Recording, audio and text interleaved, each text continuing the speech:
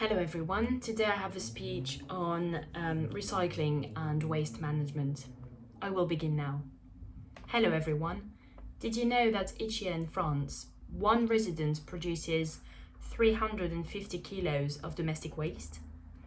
However, this figure is only the tip of the iceberg. If we take into account professional waste such as industrial and agricultural waste, more than 15 tons of waste are produced each year and per resident. In fact, it has been calculated that in 1 year we could fill a train going from the Earth to the Moon without rubbish.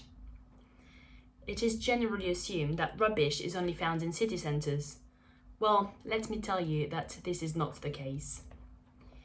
Mountaineers have even organised an expedition to the top of the Himalayas to pick up the rubbish left behind by other explorers before them.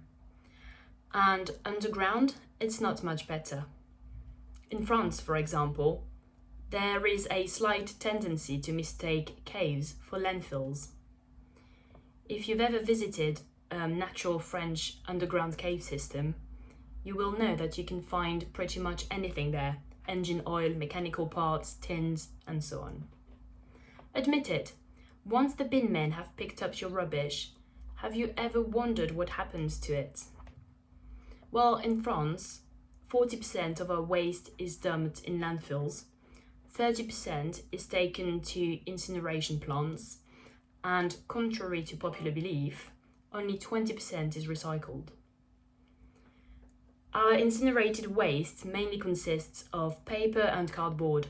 The rest is food waste. In 1 year, a French incineration plant burns on average the weight of 60 Eiffel Towers. So, as you can see, we simply do not recycle enough. And the problem is that some of our waste contains raw materials that we need desperately. For example, plastic contains oil, and in France, we do not have that much oil. The first advantage of incinerating our waste is that it generates energy. 4 tons of incinerated waste are equivalent to 1 ton of coal. Just like in the pressure cooker, the burning of waste creates energy, which is contained in the power plant and transformed into fuel or into electricity, which can then be used to power an entire city, its homes and streetlights.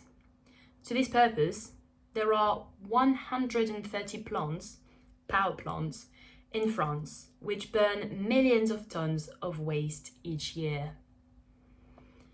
Energy recovery from waste is an essential lever in the energy transition process, and it involves harnessing all alternative energy resources.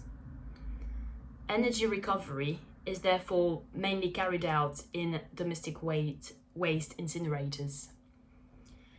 So, we have seen that waste incineration plants are useful, but do they pollute the environment? Although some of the components that make up the smoke coming out of these plants are harmful to our health and to the environment, 97% of that smoke is not actually toxic. Overall, waste incineration accounts for 3% of pollution. So, in the end, they do not pollute that much and do not have a significant impact on the environment. In addition to incinerating our waste, we can recycle it. Recycling allows us to recreate objects that are useful in our daily lives. Glass bottles can be recycled to make more bottles. Cardboard makes wooden planks. Paper makes newspapers. And plastic bottles can be recovered to make fiberglass and even clothes. And do you know what we do with old computers?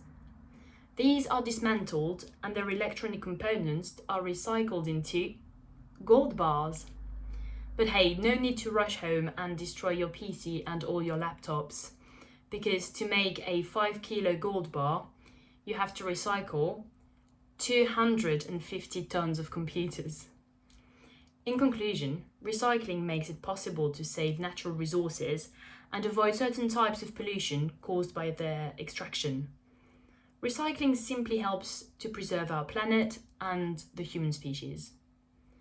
There, you now know a bit more about recycling, and I count on you to educate your neighbours. Thank you very much for listening today.